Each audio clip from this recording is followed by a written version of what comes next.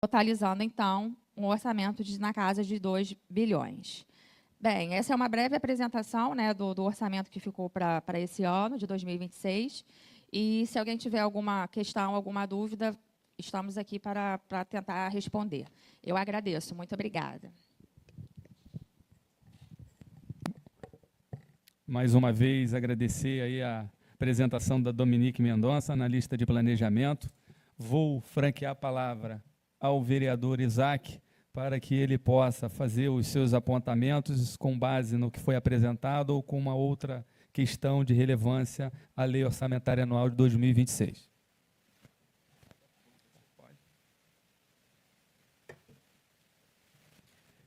Isaac, o que nós vamos combinar? Você provavelmente deve ter várias perguntas, e aí vai ser tudo direcionado a Dominique e ao Luiz Cláudio, ou se de repente você faz todas as perguntas, depois ela responde, ou uma por uma. Para mim, eu acho que é melhor uma por uma, porque não tem mais outro colega vereador, então acho que fica mais fácil. Então, boa tarde, presidente. Parabenizar a Vossa Excelência pela realização dessa audiência pública. Cumprimentar a mesa, né, o secretário Rodrigo Torregrosa, que é o secretário de Fazenda, o subsecretário Luiz Cláudio, a Dominique, que é do quadro efetivo, analista de orçamento, planejamento. Cumprimentar a sociedade civil aqui presente nessa casa. Lamentar, presidente, primeiro a ausência dos demais secretários. Eu acho que nós fizemos aqui, em relação à LDO, uma audiência muito rica, porque nós tivemos as várias secretarias e órgãos públicos aqui presentes, e acho que isso ajudou a enriquecer aquela audiência pública. Então, lamento mesmo a ausência dos demais secretários. E você procurar ser objetivo, como fui na audiência da LDO. Minha primeira pergunta é em relação ao reajuste e à revisão anual dos servidores, porque nós temos aqui uma realidade de servidores que estão há 3 anos sem sequer a reposição inflacionária. Não me parece haver espaço para isso na proposta apresentada pelo governo, porque, apesar de nós termos a previsão de uma receita maior, a despesa com o pessoal cai. Cai pouco, mas cai. Então, minha pergunta é isso: existe previsão na proposta apresentada para que se faça a reposição da inflação do período, a recomposição do salário dos servidores efetivos e, pelo menos, a revisão geral anual desse ano, considerando exatamente os números que estão apresentados e esse sensível incremento na receita? Claro. Então, vamos lá. Inicialmente, quem faz, né, essas indicações de aumento, né, fica a cargo da Secretaria de Administração. Quando, né, se tem essa vontade, né, de efetuar esses ajustes, eles informam isso para a gente através da proposta que eles encaminham da própria Secretaria. Então, quando a gente recebeu, né, a proposta da Secretaria de Administração, não foi mencionado, né, nada a respeito dessa revisão, dessa questão. Então, para esse ano, eu posso te afirmar que, pelo que a gente recebeu na proposta, não veio essa previsão. Tá? É o que a gente não vislumbrou isso lá quando veio a proposta. Pode ser que eles estejam fazendo algum estudo para futuramente se fazer isso, mas, até o presente momento, ainda não veio para a gente. Quer falar? Pode. Boa tarde, vereador. Tudo bem? Vamos agora, só para acrescentar aí. Mais uma vez, eu fui empossado na semana passada, junto à Secretaria de Fazenda, então, dados técnicos, de fato, eu não teria, até porque a LOA ela já foi encaminhada, né, antes do dia 31 de agosto, então, na verdade, já estava aqui, já estava feita. Eu posso falar um pouquinho da minha experiência lá no próprio gabinete do prefeito, e o que ficou ajustado foi mais ou menos o seguinte: pés no chão no primeiro momento. Não está descartada a aplicação da revisão geral anual, isso não está descartada. Só, salvo engano, o próprio estatuto usa como a data base o mês de novembro. É disso que a última revisão geral foi em setembro de 2022, salvo engano, que eu estava lá na administração ainda. E o que o prefeito achou por bem fazer? Apertar um pouco as contas. Ele poderia muito bem realizar uma previsão de receita maior para comportar a receita e para atender até a lei de responsabilidade fiscal, a própria LDO, o próprio PPA. Então, ele achou por bem ser bem transparente com o funcionalismo público todo, de ajustar as cordas, não só junto à Secretaria de Administração, mas nas demais secretarias também, o momento é esse. E ele já sinalizou, já foram realizados os estudos junto à Secretaria de Controle Interno, para analisar a questão do percentual lá com gasto de pessoal. a gente especula, a gente espera ter uma notícia positiva no ano de 2026, apurando algum superávit. Então, a administração já fez o impacto, a controle interno já fez o impacto, existe uma comissão de impacto orçamentário na Fazenda também que vai nos auxiliar futuramente, só que a visão do prefeito, no primeiro momento, é aguardar principalmente a questão do piso da educação, porque nós sabemos que, anualmente, tem a questão do piso da educação, e salvo engano, 65% da folha são servidores da educação, então não teria nem muito sentido aplicar a revisão antes do vislumbre do piso, que aí você vai estar aplicando a revisão e automaticamente vai estar aumentando o percentual lá na frente. Então, só para deixar claro, que não está descartada a revisão geral, estudos já foram realizados, e o prefeito achou por bem, até do ponto de vista de equilíbrio fiscal mesmo, ele não realizar, não aportar, não vislumbrar um orçamento maior na Secretaria de Administração. É certeza que vai repor todo o período? 23, 24, 25? Não, não vou ser leviano aqui. Mas, periodicamente, é pensado na revisão geral anual, sim. Porém, como eu já narrei, do ponto de vista orçamentário de equilíbrio fiscal, a gente trabalha com uma previsão não tão boa para o ano que vem. Muita gente viu aqui, rapidamente, um orçamento estimado para o ano de 2026, beirando 2,5 bilhões, 2 bilhões 400 e poucos milhões. Para quem vê, parece que é muito dinheiro, pessoal, mas não é. Efeito de comparação. Niterói já lançou a previsão orçamentária de receita 2026, município de pouco mais de 500 mil habitantes, de acordo com o último censo. Em linhas gerais, metade da nossa população, um orçamento de 6,7 bilhões de reais. Então, é quase o triplo para uma população à metade. Maricá não divulgou ainda, mas com base em informações da LOA, exercício financeiro 25, né, aprovado em 24, menos de 200 mil habitantes, e um orçamento 25 de 7 bilhões de reais. Então, assim, a gente gostaria muito que o nosso orçamento aumentasse. Então, o prefeito, em outras áreas, né, quanto mais se trabalha na área da educação, saúde, gera mais demanda, gera mais custo. Então, assim, só para deixar claro que, não obstante, a gente não vislumbrar no programa que trabalha da administração, esse incremento, ele vem sendo pensado sim, tá bom, pessoal? Não é uma certeza, lógico, depende das arrecadações ao longo do ano, mas não está descartada essa possibilidade. Não se definiu o percentual, mas não está descartada, tá bom, pessoal? Só essa mensagem que eu gostaria de passar. Obrigado. Próxima pergunta. Complementarmente ainda, eu não entendi o porquê que há essa queda do gasto com pessoal. A que se atribui essa queda da previsão de gasto com pessoal? Se pretende reduzir com pessoal comissionado? O que é exatamente que se pensou quando se apresentou um número menor de gasto com pessoal do que no exercício anterior?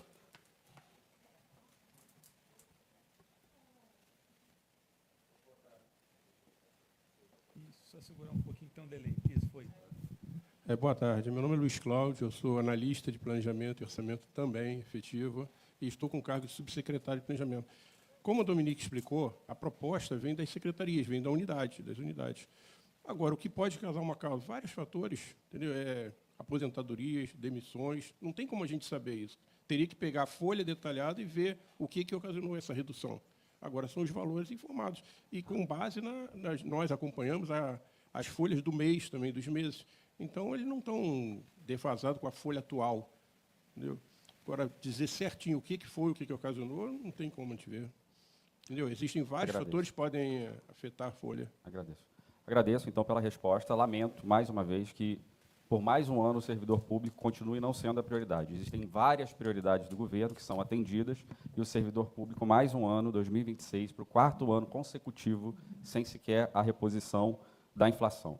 Próxima pergunta é referente aos conselheiros tutelares. Eu fiz também esse questionamento quanto da apreciação aqui da LDO, e eu queria saber se existe alguma previsão para melhorar a remuneração desses profissionais, que cumprem uma função social muito importante no município e não têm uma remuneração à altura da responsabilidade que têm.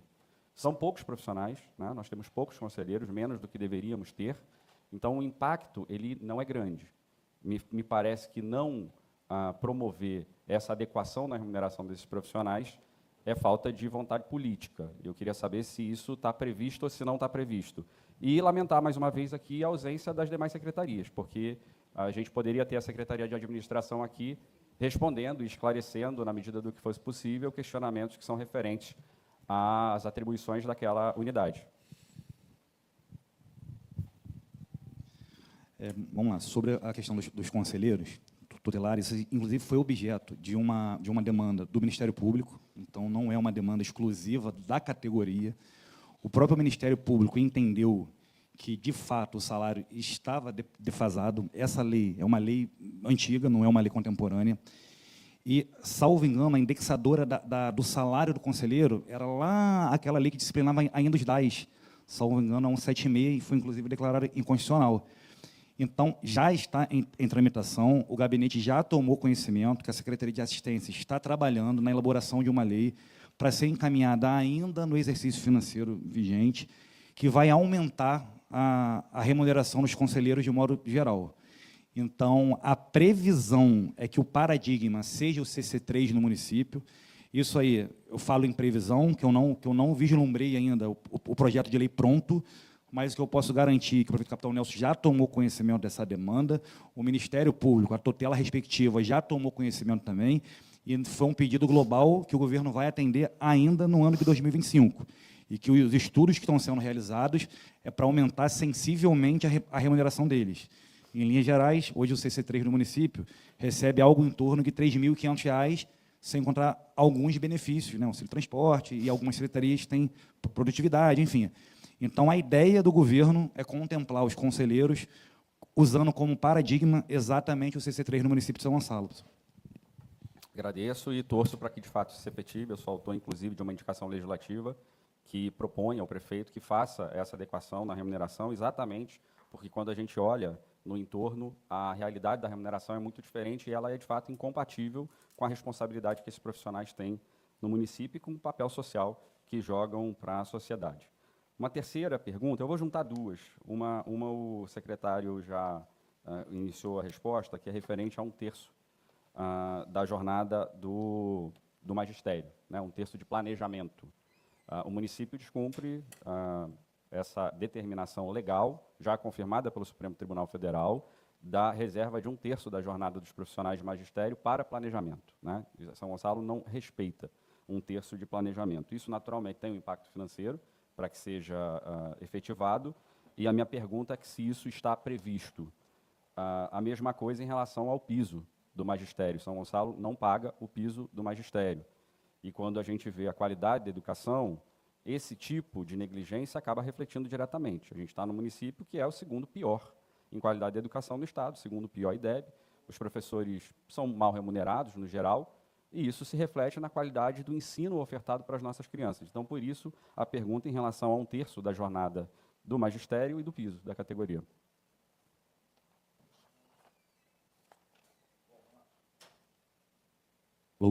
Então, vamos lá, pessoal. De fato, existe uma decisão judicial que versa sobre essa questão do 1/3 de planejamento do professor. A Secretaria de Educação, junto com a sua equipe técnica, já está realizando esses estudos.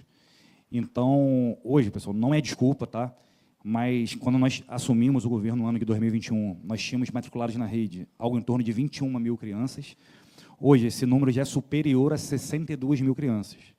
Então, logo, o nosso gasto com o magistério, no geral, ele cresceu vultuosamente, a ponto, o vereador Alexandre Gomes lembra bem, de termos a necessidade de encaminhar uma lei para cá, criando mais cargos. Que os cargos criados no município, eles restaram insuficientes. Então, durante o mesmo mandato, 2 concursos para a educação eles foram realizados, ante a necessidade que nós temos na educação.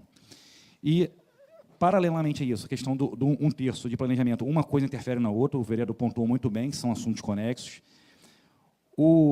A própria educação está esperando o que de recurso que o governo federal vai nos encaminhar. Aqui eu traço um paralelo, não é muito tema, mas o que aconteceu com o piso da enfermagem no ano passado. Então, assim, pessoal, na prática, tudo que o governo federal estipular piso e mandar o custeio, o prefeito vai cumprir na hora.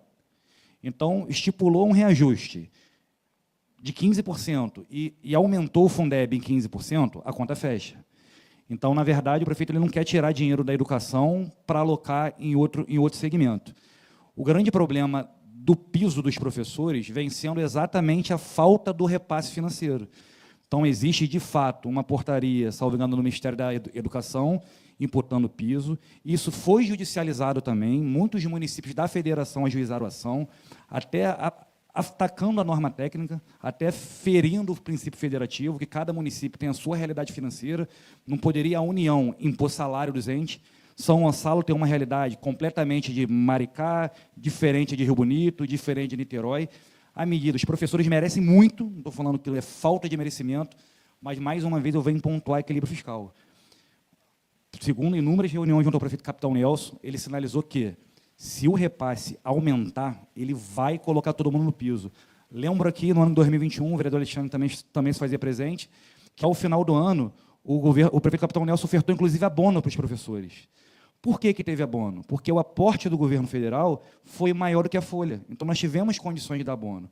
Com o passar dos anos, com essas alterações legislativas no âmbito federal, São Gonçalo não para de perder recursos. Então, automaticamente, tem vários recursos que compõem o nosso Fundeb. E a relação é inversamente proporcional. Enquanto o município perde recurso, o piso aumenta. Então, assim, isso aí, pessoal, aí voltamos a, inclusive, falar na apresentação que a Dominique fez. Desses 2,400 e poucos milhões, né, 2 bilhões e 400 e poucos milhões, reparem que quase 70% são transferências correntes. São recursos que vêm do governo federal, do Estado. Daí vocês percebem o nível de dependência que o município de São Gonçalo tem. Então, pessoal, não é má vontade política, é falta de recurso mesmo. Obviamente, o governo federal ajudando, e ajuda, vocês viram aí nos próprios slides, o governo estadual ajudando, ajuda, vocês viram aí também, mas se essa conta fechar da seguinte forma, o governo federal publica a portaria aumentando em 30% o salário do professor, e repassar 30%, vocês podem ter certeza que no mês seguinte os 30% vai ser implementado. Agora, tem como falar hoje que vai botar no piso? O pessoal não tem hipocrisia, não tem como falar, porque a gente não sabe, primeiro, qual vai ser o piso 26, e a gente não sabe o montante do Fundeb 26. Então, é isso. Sobre a questão, voltando a falar do terço de planejamento, a Secretaria de Educação está trabalhando nisso, o vereador pontuou muito bem, vai se tornar um problema orçamentário. Em linhas gerais, né, vamos ter que ter professores para repor esse 1/3 que vai ser fora de sala de aula. Estão fazendo o melhor possível lá, estão estudando, estão capacitando as próprias equipes lá. O secretário Maurício, inclusive, tem se comunicado com secretários de outros municípios para analisar o que os municípios com realidade financeira parecida com a nossa têm feito. A realidade a nível Brasil é que a maioria dos municípios não conseguiu implementar essa questão do terço por problema orçamentário mesmo. Uma outra visão também que a gente tem, que o prefeito preconiza muito, é que a realidade do município de São Gonçalo é que não adianta eu aplicar 1/3 hoje e a criança ser liberada mais cedo. Qual o nosso risco da criança ser liberada mais cedo? Ela deixar de se alimentar na escola. Então, o prefeito sempre bate na mesma tecla, lugar de criança na escola, principalmente nos horários próximos à alimentação, ao almoço, ao café da manhã.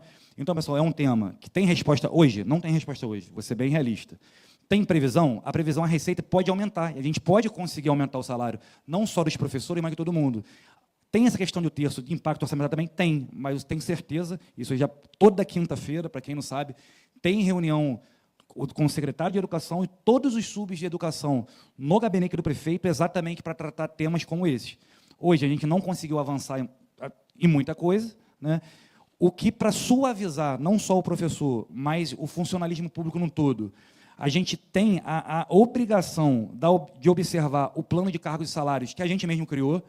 Então, ainda que não tenha revisão geral anual, que é direito do servidor, tá? Isso aqui eu vou bater nessa tecla, mas no mês de janeiro tem os efeitos financeiros do plano de cargo, então terão inúmeros servidores que, ainda que não sejam alcançados pela revisão geral, terão um aumento real nos respectivos salários. Isso envolve servidores de educação, da saúde e das demais áreas. O plano ele foi pensado, lá atrás, lá no ano de 2021 para 2022, para sempre surtir efeito financeiro no exercício financeiro seguinte. Então, todos os enquadramentos que foram realizados no ano de 2025 e foram deferidos, inúmeros enquadramentos, terão repercussões financeiras em janeiro de 2026.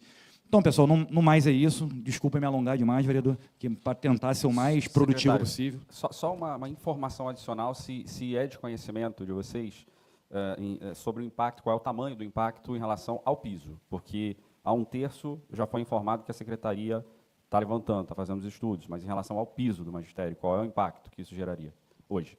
Hoje, enfim, na data do estudo. Infelizmente, de cabeça que eu não vou ter essa previsão. Tá. Dominique está passando aqui que não tem. Salvo engano, com certeza, o ano de 2025, a gente não cumpriu o piso, a gente não aumentou o salário de acordo com a portaria, e no ano de 24, que eu não lembro se já está no piso ou não. Salvo engano, tinha um percentualzinho, uma gordura, e não atingiu 100%. Então, em níveis percentuais, eu não tenho essa informação de cabeça, mas eu posso levantar, não tem problema nenhum. Tá ótimo. A verdade é que nós estamos ficando cada vez mais distantes do piso, né? Na medida em que a gente mantém os salários congelados, eles vão sendo corroídos pela inflação e o piso vai sendo reajustado. Então, é uma realidade dura, triste para todos os servidores que, ao que tudo indica, vão para o 4º ano consecutivo de salários congelados. Me parece que isso é uma falta de prioridade do governo. O servidor público, neste governo, não é prioridade. Porque, se não é possível implementar imediatamente 1/3 de planejamento, é possível iniciar um movimento e fazer escalonadamente. A mesma coisa com o piso. E nós já estamos no 5º ano do governo, ano que vem vai ser o 6º ano do governo, e isso não foi feito até aqui. Então, não dá para a gente acreditar que vai existir esse movimento nessa fase, nessa reta final que o governo vai entrar. Próxima pergunta, e eu não tenho muitas mais, próxima pergunta é em relação ao 10º aqui da casa, aqui da Câmara. A Câmara de São Gonçalo carece de pessoal efetivo, tem um concurso público que foi realizado no passado e existe uma obrigação de chamar esses servidores aprovados, porque existe um TAC com o Ministério Público que vincula a direção da casa e obriga que a direção da casa convoque esses servidores, e isso é fundamental para que essa casa possa cumprir também a sua função social, para que possa fiscalizar com excelência o Executivo, para que possa ter uma produção legislativa melhor e para que possa também servir e se aproximar da sociedade. Hoje nós temos poucos servidores efetivos na casa e há essa demanda. E não existe forma de fazer isso sem incrementar as receitas da Câmara Municipal, sem incrementar o orçamento da Câmara Municipal, que hoje está muito abaixo do limite, né? O limite é 4,5% para a cidade do nosso porte, e hoje está longe de 2%. Né? Tem uma previsão sensível de aumento, mas ela é muito sensível mesmo. E a casa precisa todo ano ficar recorrendo a pedidos de suplementação ao Executivo. Isso gera um problema político, de dependência da casa do Executivo, o que, na minha avaliação, compromete, inclusive, o princípio da separação dos poderes. Então, minha pergunta é exatamente essa. Quais são os critérios utilizados para definir em algo em torno de 1,7%, 1,8% da receita tributária e das transferências, o orçamento da Câmara Municipal? Porque me parece, presidente, inclusive alertando Vossa Excelência, que isso não é suficiente para o cumprimento do TAC com o Ministério Público e a convocação dos servidores que foram aprovados no concurso público, e nós precisamos chamar já logo no próximo período a totalidade deles. O critério é o mesmo critério definido na Constituição, só que o que acontece? Esse limite de 4,5% ele é com base na arrecadação do ano anterior. Isso. Entendeu? Quando o orçamento ele é elaborado, começa a ser elaborado em junho, julho do ano anterior, você não tem arrecadação até o final do ano. Então, é feita uma estimativa, uma projeção até o final do ano, para se ver um valor. Esse valor vai ser colocado na LOA e vai ser analisado com as outras propostas de outras unidades. Vai ser consolidado. Depois disso tudo consolidado, vai chegar um valor que, normalmente, muito maior do que a previsão de arrecadação, e tem que ser feitos os ajustes. Agora, do ano passado, o orçamento da Câmara foi 32 milhões. O orçamento desse ano, né? Esse ano mesmo, quando se fechou o balanço do ano passado, já se viu uma margem de estimativa e está sendo aumentado, o orçamento foi aumentado da Câmara. O orçamento do próximo ano está em 39 milhões, ficou definido. É o que a Constituição fala, o limite inferior é a lei orçamentária e o limite superior é o 4,5%, desde que eles não se invertam, né? Não acontece. Definir, amarrar a uma estimativa é muito mais doloroso. Você entrou agora, eu estou há 30 anos, eu já vi que é muito mais doloroso a gente chegar, botar um valor na Câmara lá de tantos milhões, quando se fechar o balanço do ano e ver que o 4,5% é menor. Aí você tem que comunicar ao Legislativo e avisar que ele vai ter que reduzir o orçamento dele, devolver o orçamento para o Executivo. É extremamente, como você fala, né? Você falou que a separação, mas imagina o Executivo determinando que o Legislativo devolva o orçamento. Entendeu? Então, a gente tem sempre seguido a prudência. Eu acho que é muito melhor você ter uma margem de, eu vou falar negociação, mas não é bem essa palavra, mas de acerto, para você negociar, do que você depois tem que ser impositivo e você tem que me devolver tanto, porque a Constituição amarra nisso. Claro, então, senhor, a gente entendo. procura, a gente entende a dificuldade da Câmara, do Legislativo, porque nós passamos também a mesma dificuldade, como o secretário já colocou, em várias áreas, como você lembrou, várias situações que necessitam de atenção, mas a gente procura fazer o melhor e tentar. E essa margem, assim que se fechar o balanço de 2025, vamos ver, né, como vai ser, se vai estar abaixo, vai estar acima, se tem alguma abertura de alguma lição, como vai estar a situação financeira da Prefeitura nessa época.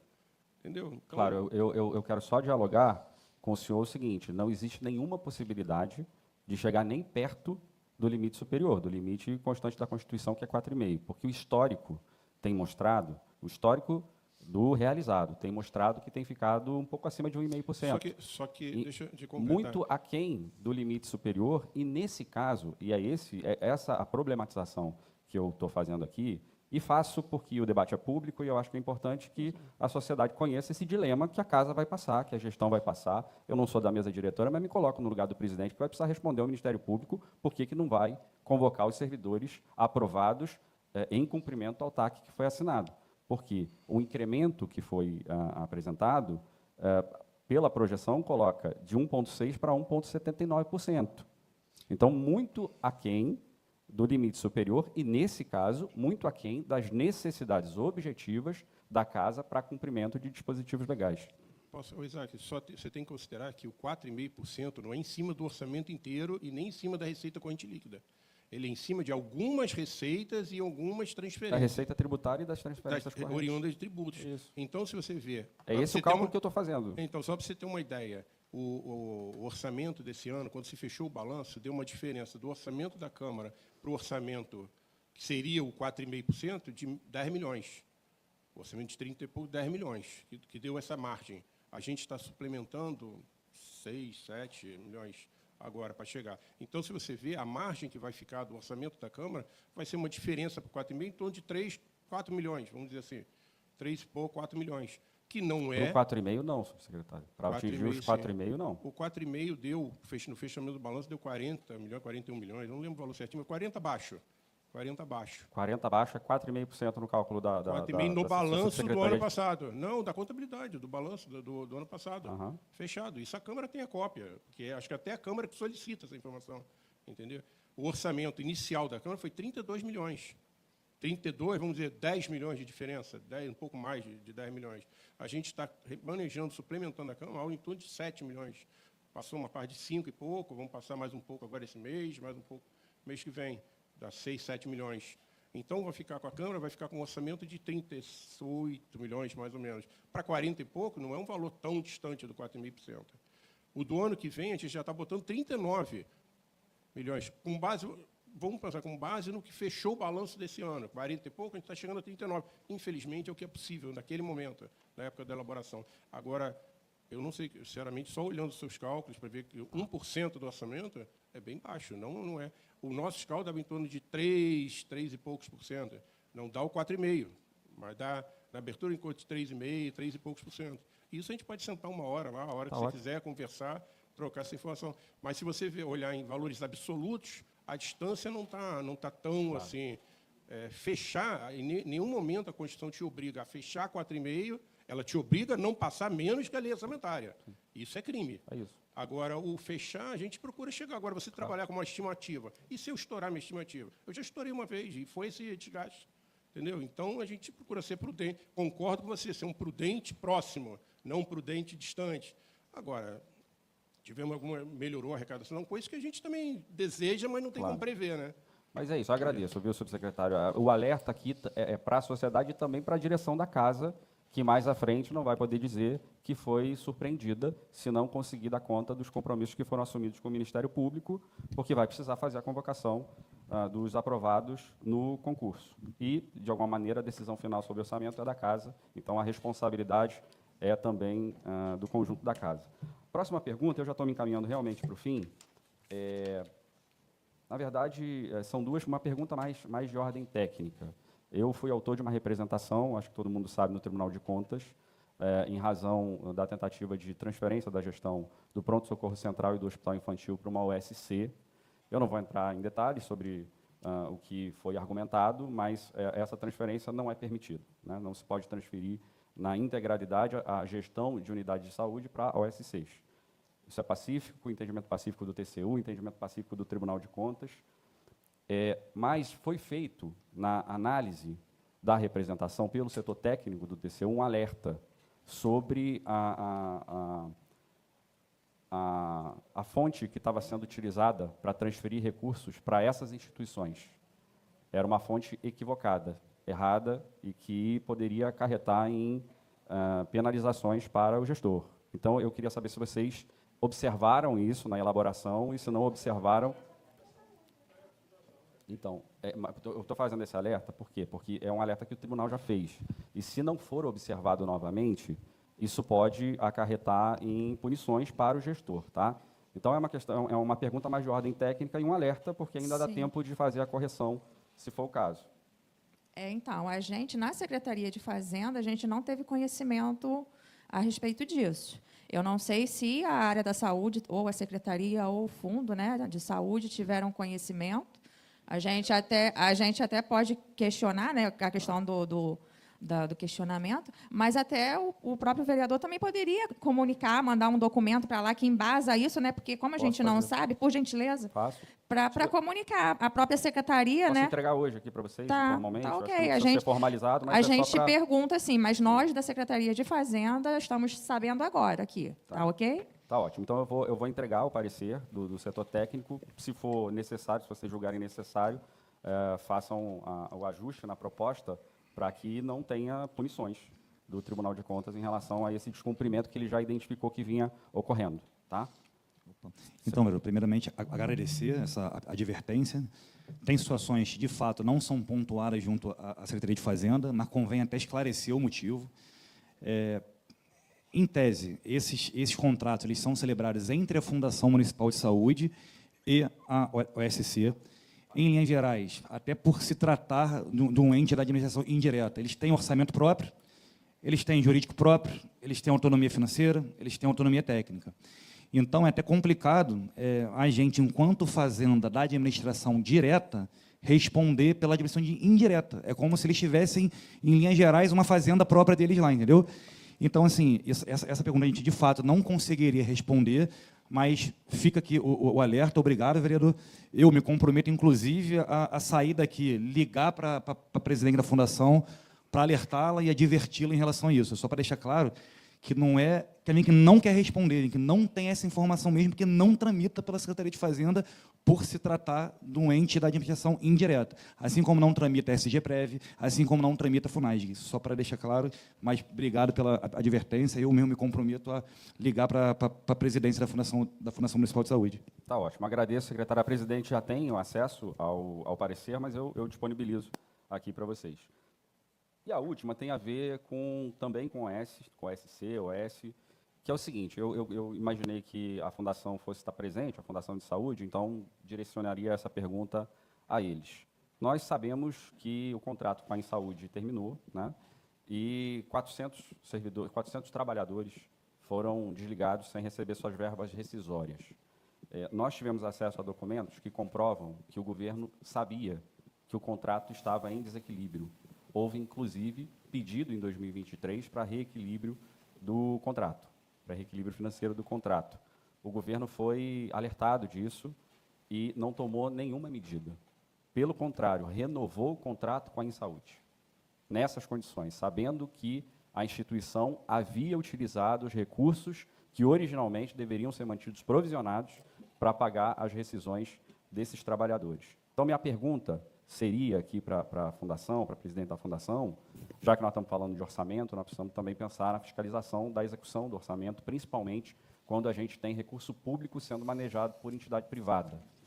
Seria em relação à fiscalização desses contratos. Como é que ela se dá? Porque eu, de fato, fiquei preocupado quando a gente vê 400 profissionais, alguns que trabalharam durante muitos anos naquela unidade, servindo a nossa população, saindo sem direito às suas verbas rescisórias, né? Me parece algo desumano com esses profissionais que dedicaram uma parcela das suas vidas a servir ao município, e entendo que existe responsabilidade direta do governo nisso.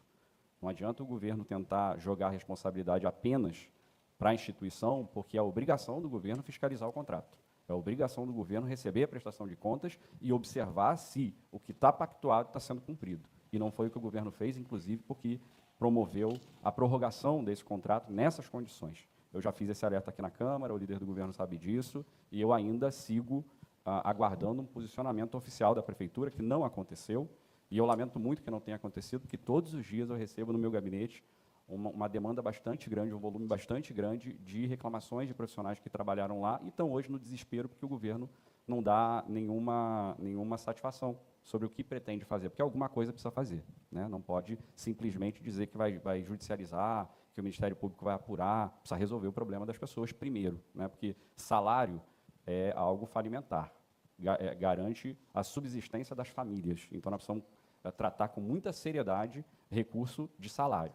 Então, é isso, presidente, é isso. Agradeço também aos gestores a disponibilidade, a gentileza na resposta das perguntas. Eu vou encaminhar o parecer e finalizar dizendo que eu estou à disposição para colaborar com o que for necessário, porque todos nós, independente de eu ser oposição, e eu sou oposição muito convicta ao governo, eu moro aqui, eu vivo aqui, eu sou servidor público aqui, eu quero ver a cidade prosperando, quero ver a cidade melhor, mais bonita, menos violenta, quero ver uma cidade que tenha uma educação pública com mais qualidade, quero ver os servidores públicos mais valorizados e entendo que, em alguns momentos, a gente precisa estabelecer uma relação institucional em alto nível, independente das posições políticas que nós tenhamos. Obrigado e parabéns, presidente.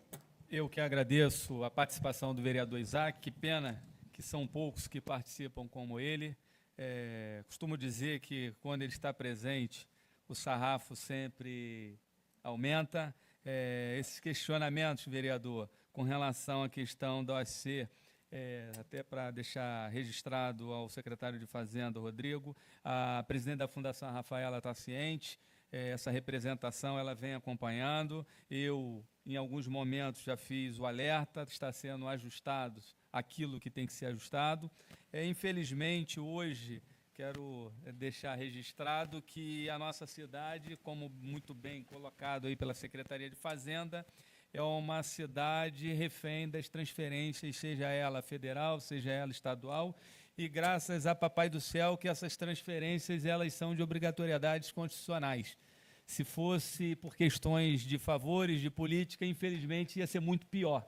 Então, ainda bem que nós estamos amparados pela Constituição Federal e recebemos uma parcela importante em razão da população que nós temos, mas que não atende às nossas necessidades. Hoje, eu fico muito frustrado enquanto cidadão, enquanto morador e, principalmente, enquanto vereador dessa cidade, porque os números, eles assustam, as necessidades são tamanhas, mas, infelizmente, não se faz ovos sem quebrar, não se faz omelete sem quebrar os ovos. O prefeito Capitão Nelson, sim, permito, ele precisa tomar algumas medidas que são medidas duras. Na terça-feira passada, nós, infelizmente, ficamos entre a cruz e a espada, porque a única opção que nós tínhamos, ou as únicas, era pedir um financiamento à Caixa Econômica para suprir as nossas necessidades ou diminuir os serviços. O prefeito Capitão Nelson falou, enquanto ele tiver prefeito dessa cidade, ele se recusa a cortar serviços. Então, nós aprovamos aqui uma autorização para que o Executivo Municipal pudesse fazer um empréstimo.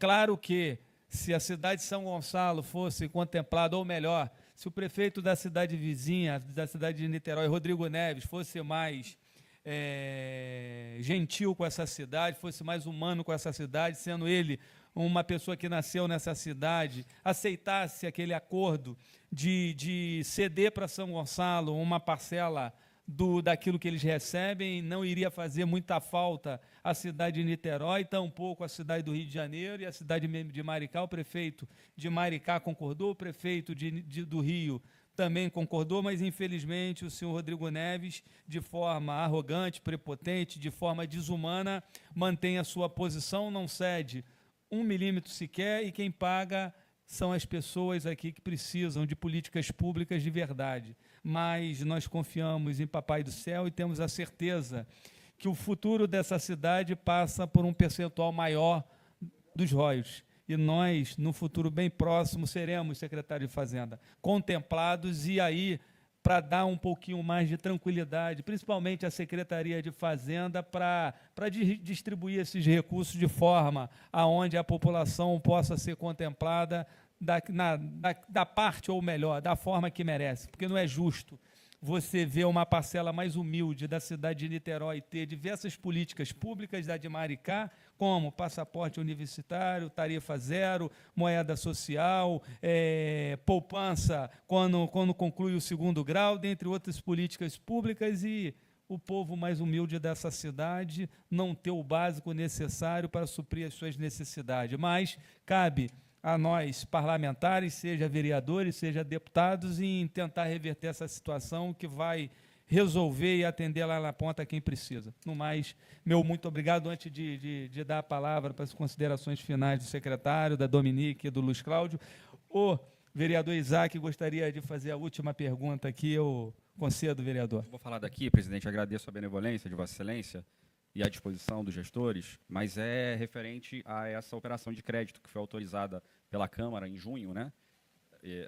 O governo precisou mandar uma nova mensagem para atender a algumas questões técnicas novas, né? E a minha pergunta é a seguinte: nós vimos ali a previsão de investimentos da ordem de 130 milhões, né? E a operação de crédito autorizada da ordem de 230 milhões. Então, a pergunta é como é que essa autorização para a operação de crédito que foi solicitada pelo governo está refletida nas leis orçamentárias, considerando também que existe a previsão de uma queda no endividamento do município do ano anterior para esse. Então, minha pergunta é, como é que a gente vai ter queda no endividamento se nós estamos autorizando o Executivo a contratar até 230 milhões de operação de crédito, e como é que nós vamos ter 130 milhões de investimentos se esses recursos, a justificativa do governo, é que serão usados justamente para investimentos? Obrigado. Então, vereador, falar aqui, né, de forma bem superficial, que é um tema que exige um tempo maior, conforme for até a Dominique e o Luiz podem complementar, só para deixar claro o seguinte: esse empréstimo, em um primeiro momento, ele já tinha sido autorizado por essa casa, e que não é certeza da gente contrair esse empréstimo. Só que, para o Executivo, para que o município contraia, exige uma autorização legislativa. O que foi votado essa semana, né, sobre o mesmo tema? O município conseguiu, até por essa redução do endividamento que o vereador Isaac pontuou, algumas dívidas que não vinham sendo pagas, nós conseguimos pagar. Nosso equilíbrio fiscal melhorou, de tal sorte que nossa certidão junto ao Tribunal de Contas ela foi mais positiva do que a certidão que nós tínhamos por ocasião da primeira votação. Então, quando a gente votou agora a lei, os senhores podem perceber que agora o empréstimo foi votado sob uma seguinte perspectiva: com garantia da União, o que não tinha antes. Por ocasião da primeira votação, o município optou por não contrair o empréstimo. Haja vista uma dissonância entre a perspectiva da taxa de juros e a taxa de juros ofertada naquele momento. Com essa garantia do governo federal, a tendência não, é uma certeza que essa taxa de juros ela vai cair. Em cima disso, com a autorização na mão, o município vem estudando a possibilidade de contrair esse empréstimo. E para que os senhores entendam, de onde sairia isso? Não vai sair os 130 milhões. Como é que funciona? O município, digamos, vou dar um exemplo prático aqui, que a Secretaria de Saúde tem alguns equipamentos alugados. Aqueles aluguéis estão dentro do custeio. Então, tem alguns cenários que é mais barato para o município desapropriar, é mais barato para o município desapropriar alguns equipamentos, vai deixar de pagar aluguel, o valor do aluguel vai pagar o empréstimo, ainda vai sobrar dinheiro. Então, a ideia do empréstimo não é aumentar o endividamento. E, pelo contrário, é realizar operações de sobra de caixa. Então, a gente na vida privada, aí, a gente, né, às vezes, um financiamento de um imóvel em condições normais, às vezes ele vai beirar o valor que a pessoa pagaria de aluguel. Só qual é o cenário positivo para o município? As garantias que a União aporta. Ou seja, nós não vamos pagar uma taxa de juros que um particular vai pagar. Nós vamos pagar uma taxa de juros que um ente público pagaria, que é bem menor. Em linhas gerais, pessoal, qual é a ideia do prefeito Capitão Nelson? Não rasgar dinheiro com aluguel, não rasgar dinheiro com determinado serviço. Uma outra ideia é que ele está com vontade de implementar, não tem dinheiro para isso, a realidade é essa. Outro laboratório no município de São Gonçalo. Pensem no seguinte, eu tenho laboratórios conveniados, eu pago aquele convênio, o convênio não é de graça. A partir do momento que eu tenho um laboratório próprio, que eu tenho equipamentos próprios, eu vou deixar de pagar o convênio. Em linhas gerais, tem situações que nessa operação de crédito eu vou economizar dinheiro. Muitas vezes, o valor do financiamento ele vem a ser menor do que aquele contrato com determinados laboratórios. E assim vai, eu poderia dar vários exemplos aqui. Então, só para deixar claro que a ideia não é aumentar o endividamento, é trabalhar com inteligência, se for o caso, algumas desapropriações, algumas construções que não gerem um dispêndio financeiro para a gente, dispêndio esses que tem hoje. Então, isso, até vou retroagir um pouquinho, acredito que resumir tudo, mas voltando a falar na pergunta anterior do vereador Isaac, em relação aos reequilíbrios contratuais. Só para resumir, pessoal, de tempo em tempo, lógico, os fornecedores de serviços junto à Prefeitura de São Gonçalo, eles sempre imputam a necessidade desse reequilíbrio contratual. Em linhas gerais, o português aqui reto, aumento no contrato. E toda vez que você aumenta contrato, sem uma justificativa plausível, você toma pancada. Você está aumentando o contrato por quê? Então, qual é a ideia da gestão Capitão Nelson? Reequilíbrio contratual, assim, alguns casos, e aqui eu cito o exemplo, o vereador Alexandre me lembra bem, a Dominique lembra bem, o Luiz lembra bem, da Localiza. O município de São Gonçalo licitou a locação de veículos junto à Localiza, certo? E a Localiza chegou no momento, solicitou o reequilíbrio contratual, e a gente falou assim, não tem condições não tenho financeiro para isso. E a Localiza falou, tudo bem, município de São Gonçalo, já que você não vai reequilibrar, eu vou optar por não aditivar o contrato, não vou renovar o contrato. Esse processo voltou para a Secretaria de Compras e foi pontuado que uma nova licitação seria mais custosa do que o reequilíbrio contratual, que lá atrás a gente conseguiu licitar muito bem. Então, nesse caso em específico, foi realizado o reequilíbrio contratual, permanecemos com a Localiza por um valor menor do que uma licitação nova. Então, alguns contratos, não é que a regra não reequilibrar. Alguns são reequilibrados, outros não. Nesse caso, mais uma vez, volto a falar da autonomia financeira, contábil, técnica da Fundação Municipal de Saúde.